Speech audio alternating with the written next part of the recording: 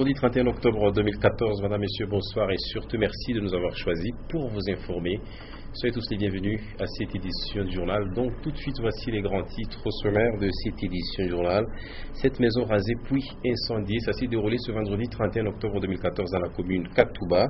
Ce cas de justice populaire fait suite à la mort d'une jeune fille du quartier Bongonga dont les membres de famille sont allés se décharger sur la maison familiale du présumé meurtrier. Nous allons vous en parler au cours de cette édition du journal. Et puis la journée mondiale de l'épargne, c'est ce vendredi 31 octobre 2014. Alors, épargner qu'est-ce et comment épargner? La Banque centrale du Congo a saisi la balle au bon pour organiser une matinée de réflexion à ce sujet. Vous aurez également le détail au cours de cette édition du journal. Voilà pour les grands titres. Une fois de plus, bonsoir et bienvenue à ce téléjournal. 4 jours de pression populaire ont été suffisants pour que le président burkinabé puisse démissionner. Blaise Compaoré vient donc de quitter le pouvoir. Et il laisse donc les rênes de pouvoir entre les mains du général Honoré Traoré. Et il faut rappeler que Blaise Compaoré est arrivé à la tête du Burkina Faso en 1987 après avoir renversé Thomas Sankara. Et c'est un Burkina Faso où règne la corruption, le chômage et bien d'autres antivaleurs que Blaise Compaoré vient de laisser derrière lui. Il serait en route en ce moment vers le Ghana. Dans la nuit de mercredi à jeudi dernier, des massacres à la machette ont fait au moins 14 victimes dans la partie est de la République démocratique du Congo.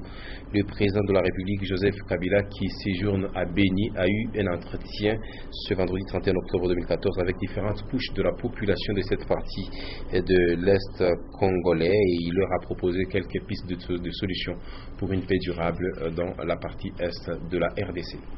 En rapport avec le projet de recensement de la population, le coordonnateur technique du projet de recensement a échangé ce vendredi 31 octobre 2014 avec le vice-gouverneur de province Guibert Poliavchival et celui-ci a également échangé avec la princesse du KwaZulu-Natal en séjour de prospection à travers la province du Katanga. Paul Denis Nzita Kikela et Mombuso Zulu sont au micro sortir l'audience de Stéphane Chisson-Suivet. Bon, nous sommes venus ce matin rencontrer l'autorité provinciale, en particulier le vice-gouverneur de la province du Katanga. Nous avons parlé de 3 éléments essentiels. Un, nous avons d'abord remercié le gouvernement provincial pour tout ce qui a été fait en 2014. Le Katanga est la province qui a pris le leadership en ce qui concerne l'appui des provinces à l'exécution des activités du recensement. En 2014 déjà. Voilà toutes nos excuses pour ce petit problème technique. Je disais qu'en rapport avec le projet de recensement de la population, le coordonnateur technique du projet de recensement a été reçu par le vice-gouverneur de province, M. Guibert Poliavchival, ce vendredi 31 octobre. Et celui-ci a également échangé avec la princesse du KwaZulu-Natal qui est en séjour de prospection au Katanga. Je vous propose de suivre tour à tour M. Paul Delinzita Kikela ainsi que Mombuso Zulu qui se sont exprimés au sortir de l'audience au micro de Stéphane Chisson.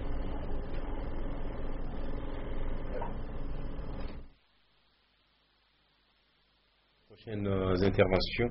Le temps également pour nous de vous dire qu'après 3 mois de campagne de coupe de bois allant du 1er août au 1er novembre de chaque année, le ministre provincial de l'Environnement Audax Sompoué a prononcé un discours officiel marquant la fin de la dite campagne. Le ministre Audax Sompoué en parle au micro de Célestin Moganza. Que pour sauvegarder une forêt, le gouvernement provincial du Katanga, à travers le communiqué officiel du 5 août 2009, avait déterminé la période de coupe de bois pour une période de 3 mois, allant du 1er août au 1er novembre de chaque année. Jusqu'à nouvel ordre, ce communiqué officiel demeure en vigueur.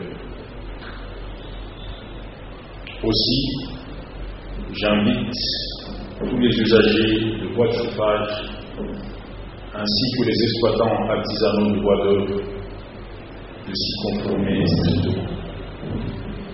À cet égard, les équipes d'itinérance seront déployées sur tous les axes de provenance de bois dès le 2 novembre 2014. Et tout récalcitrant sera puni conformément à l'article 147 de la loi numéro 11/2002 du 29 août 2002 portant code forestier. Et puis, dans le souci de réussir le dénombrement des personnes malades mentales dans la ville de Lubumbashi, le triage des personnes débiles mentales est délocalisé du centre de rééducation de la Kasapa vers l'hôpital général de référence Jason Sendoué. En outre, l'opération de rassembler les malades est reportée pour la semaine prochaine. Les raisons dans cet élément de reportage signé Maurice Mazel. Le calendrier de rassembler les malades mentaux a été réactualisé pour reculer à la semaine prochaine l'action de collecte des personnes débiles mentales de Lubumbashi. Même le triage des malades qui seront pris en charge n'aura plus lieu dans le centre de rééducation, mais plutôt dans l'enceinte de l'hôpital Janson Sendoué pour raison de proximité. Aujourd'hui, c'est encore une fois une actualisation, donc parce que le travail est en train de s'opérer au niveau des communes d'abord, parce qu'il se trouve que les statistiques qui nous ont été données il y a de cela quelques moments, les bourgmestres sont en train de mettre tout en œuvre. En attendant, donc le calendrier vient d'être un peu balancé et nous venons de revoir certains petits points, mais sinon le train est déjà en marche pour le travail d'appréhender les aliénés mentaux, donc les personnes vivantes avec handicap sur notre ville. Les membres de la commission d'identification des malades mentaux ont suggéré que le bourgmestre de cette commune de Lubumbashi discerne les actions à mener à l'endroit de chaque catégorie identifiée. Et puis, en vue de renforcer la culture de l'épargne chez les jeunes, la Banque centrale du Congo a organisé une campagne de sensibilisation de la population aux bienfaits de l'épargne. La cible donc de cette deuxième édition, c'est la jeunesse qui doit avoir cette culture d'épargner pour assurer son avenir. Guillaume Kazadi, reportage. En cette journée internationale d'épargne, la Banque centrale du Congo a organisé la campagne de sensibilisation de la population aux bienfaits de l'épargne. Plusieurs banques et coopératives d'épargne ont érigé leurs stands à la place de la gare. Cette campagne d'éducation financière était destinée spécialement à la jeunesse. Nous voulons mettre dans la tête de nos enfants cette culture-là d'épargne. C'est pour leur avenir. Nous pensons que pour ceux qui vont nous remplacer demain, il faudrait aller vers eux et leur montrer que épargner, ce n'est pas pour les parents, épargner, c'est pour leur bien futur. À côté de la culture de l'épargne via les banques, existe cette autre façon de garder son argent dans sa propre maison. C'est deux sortes d'épargne. Cette épargne-là, dans la maison, a beaucoup de risques. Parce qu'un voleur peut venir dans cette maison-là, il emporte tout. La maison peut prendre feu, vous perdez tout. Mais quand vous épargnez dans une banque, vous sécurisez vos fonds. Et là, il n'y a pas de problème. Même si la banque prenait feu aujourd'hui, la banque est assurée et l'épargnant a toujours droit à ses fonds. Après avoir écouté les banques qui ont exposé tour à tour leurs produits et services, certains élèves qui ont assisté à la cérémonie n'ont pas hésité à ouvrir leur compte épargne. Et on va essayer cette fois-ci de marcher de concert avec la réalisation technique. On revient donc au gouvernement de province pour dire que le coordonnateur technique du projet de recensement a été reçu par le vice-gouverneur de province ce vendredi. Donc Guibert Poli Avchibal a également échangé avec la princesse du KwaZulu-Natal qui a un séjour de prospection ici dans la province du Katanga. Je propose donc de les suivre tour à tour, Paul Denindita qui est là, ainsi que la princesse Mombuso Zulu qui sont au micro de Célestin Muganza et Stéphane Chisson. Bon, nous sommes venus ce matin rencontrer l'autorité provinciale, en particulier le vice-gouverneur de la province du Katanga. Nous avons parlé de 3 éléments essentiels. Un, nous avons d'abord remercié le gouvernement provincial pour tout ce qui a été fait en 2014. Le Katanga est la province qui a pris le leadership en ce qui concerne l'appui des provinces à l'exécution des activités du recensement. En 2014 déjà, la province du Katanga a prévu quelque chose dans le budget et nous avons insisté pour qu'en 2015, que le Katanga conserve ce leadership et que quelque chose soit prévu au niveau du budget qui va être élaboré et qui va être voté. The purpose of the visit was just to come to the Congo, Katanga Pete, just to come and explore what businesses that one could do. Nous sommes venus en RDC, particulièrement au Katanga, pour explorer les opportunités d'affaires. Et nous avons parlé aussi de la visite prochaine du roi de Zoulou, de l'Afrique du Sud, pour qu'il vienne rendre visite au Congo. Plébiscité meilleur manager et meilleur mécène de la jeunesse en date du 4 octobre dernier par Katanga Awards. Et le directeur provincial de l'OCC Katanga, M. Floribert Konzi, a reçu ce vendredi 31 octobre 2014 un prix relatif. Billy Makela et toute son équipe se sont déplacés pour aller lui décerner ce diplôme d'excellence dans son bureau. M. Fofo Konzi, l'on reconnaît l'entrepreneuriat, l'encadrement des jeunes sportivement, ainsi que les musiciens, pourquoi pas les journalistes, un trophée qui estime être la conjugaison et des efforts de beaucoup de personnes qui l'entourent. Antoine Roger Mbouyi, reportage. Ce trophée qu'a reçu Fofo Konzi de la part de Katanga Awards ce 31 octobre 2014 est celui du meilleur manager. L'équipe de Billy Makela et la population de Choise reconnaissent en cet homme sa capacité d'entrepreneur comme directeur à l'OCC Katanga, son soutien et surtout son rapprochement et encadrement des jeunes et autres couches sociales dans différents domaines de la vie. Alors nous, Katanga Awards, avec la participation de la population, le jury, avec le vice-président qui est là et tout le comité qui n'est pas présent, nous avons décidé que ce trophée devait être remis à M. Fofo Konzi. Parce que ce monsieur a apporté beaucoup dans la province du Katanga. Absent le 4 octobre à la manifestation, le directeur provincial de l'OCC Katanga, Floribert Konzi Louvungu, estime que le prix lui décerné, c'est la conjugaison des efforts du personnel et agents de son office. Je suis certes le premier d'entre eux, mais c'est avec eux que nous réalisons tout ce que nous sommes en train de faire aujourd'hui. C'est avec eux que nous sommes en train de suivre le mot d'ordre de notre manager Albert Kassongo. Par ailleurs, Fofo Konzi reste sur le pas ou les traces de son modèle.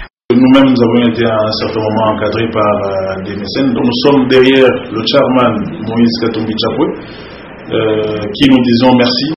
Un prix de meilleur manager et mécène de Katanga Awards qui vient s'ajouter aux autres déjà reçus de la part d'autres institutions nationales et internationales. Et puis, comme annoncé au sommaire, une maison à la commune Katouba a été rasée puis incendiée. Et les auteurs de cet acte de vandalisme ne sont autres que les membres de la famille d'une certaine Diane, tuée auparavant par son amant au quartier Bongonga. Saisie de la situation, la mairie de Lumbashi y a dépêché une équipe des policiers pour assurer la sécurité, mais également un camion anti-incendie pour limiter les dégâts. Maurice Mazel. La maison située au 81 de la rue Niemba, dans la commune de Katouba 3, a été mise à feu et à sac. Tout ce courroux résulte d'une histoire de concubinage au quartier Bongonga, dans la commune de Kampimba, qui s'est dénouée sur le trépas de l'infortunée Diane, âgée de 32 ans. Au lendemain du drame, la famille de la défunte, à bord de 2 bus Dubaï, s'est rendue chez les parents de Ilunga Fujo, qui lui a disparu, pour se faire justice. Il y en a même qui disent qu'on l'a vu fuir avec son camion. Bon, malheureusement, on n'a pas pu mettre la main sur lui. C'est comme ça que les membres de la famille de la victime sont venus ce matin et vous êtes en train de constater derrière moi qu'ils ont procédé à des actes de vandalisme pour régler les comptes avec la famille de celui qui a occasionné, n'est-ce pas, les soucis dans leur famille.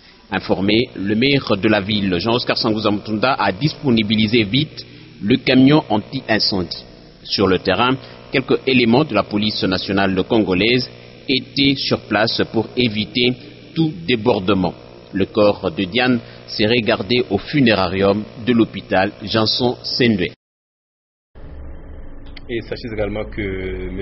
Bienvenu Kindongo et Félix Kalaba, respectivement consultants PRCG et directeur provincial de la DER4 Katanga, ont été reçus ce vendredi 31 octobre 2014 par le ministre provincial des Finances Christian Mwando. Les échanges ont tourné autour de l'audit institutionnel de la DER4. Suivez-le au micro d'Edouard Kanko, sortir d'audience. Je viens de remettre au ministre des Finances le rapport de l'audit institutionnel demandé par le gouvernement provincial, fait par le RCG, par le biais de la Banque mondiale. C'est un audit de la DER4. Le gouvernement provincial souhaitait voir les opportunités et les menaces qui peuvent se présenter à la DER4 et surtout voir en interne les forces et les faiblesses pour développer la DER4. Sachant que, à ce jour, la DER4 réalise les assignations voulues par le gouvernement provincial. Je tiens sincèrement à remercier la Banque mondiale, le PRCG et surtout notre expert, M. Bienvenu, qui est venu nous apporter un plus. Parce que, comme il l'a dit, cet audit institutionnel a porté sur le fonctionnement de la DER4. La DER4 réalise ses assignations, va même au-delà. Et cet audit est venu voir comment on peut améliorer ce qui est déjà bien fait. Donc ça a été un bel exercice et nous pensons que nous avons sollicité auprès de notre expert que ça se fasse assez régulièrement pour qu'on continue à améliorer nos performances par rapport au potentiel katangais qui est énorme. Et on va parler un tout petit peu sport 40 ans après le combat Ali Foreman au stade Tata Raphaël de Kinshasa. Les Congolais se sont souvenus de l'événement qu'on a qualifié de combat du siècle. L'aspect Sikasso Culture et Sport a exposé hier, jeudi 30 octobre 2014, les photos de ce combat financé par le Zaïre du maréchal Mobutu. C'était en 1974. Un reportage signé Guillaume Kazadi. C'est par devoir de mémoire que Sikasso Culture et Sport a exposé le 30 octobre les photos du combat Mohamed Ali Georges Foreman au parc hôtel de Lubumbashi. C'est pour que les gens se souviennent de cet événement-là. Mais le combat Mohamed Ali Foreman, c'était un événement extraordinaire et qui n'a épargné personne à ce temps-là. Autour de cet événement de 40 ans d'âge, plusieurs générations se sont réunies dans le patio du parc pour échanger des souvenirs. Le combat Ali Foreman joué en terre africaine à Kinshasa en 1974 avait une dimension qui a relevé le niveau de notre pays, à tel point que, à cette époque-là, tout le monde a parlé du Zaïre, qui est aujourd'hui la RDC. Pour les historiens, ce combat rappelle un moment glorieux d'un pays à la recherche de ses repères. Aujourd'hui, la jeunesse ne peut pas s'imaginer que ce pays et son président pouvaient se permettre toutes les folies, pouvaient pouvoir être bailleurs de fonds à millions de dollars d'un combat d'échelle mondiale. Si le combat du 30 octobre 1974 a poussé bien des Congolais à pratiquer la boxe, aujourd'hui, la discipline tend à disparaître. L'exposition de Sikasso Culture et Sport interpelle la mémoire collective autour de ce Ali Foreman, organisé par un président dans la quête de sa grandeur personnelle et celle de son pays.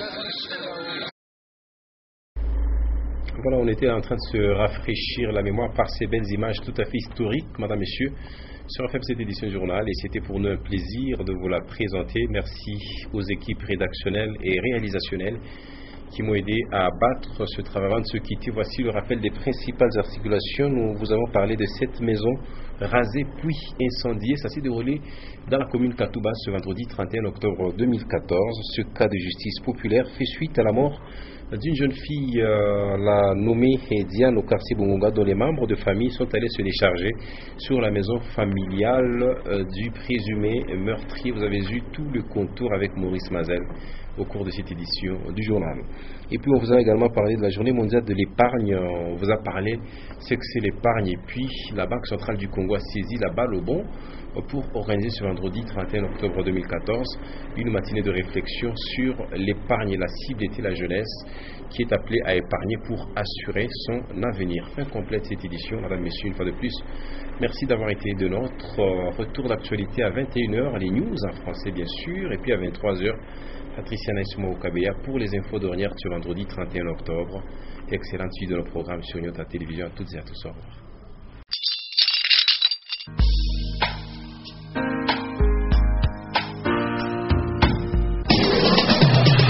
Programmation musicale, voice track, gestion publicitaire. Nyota FM. Et un support technique, c'est sur Nyota.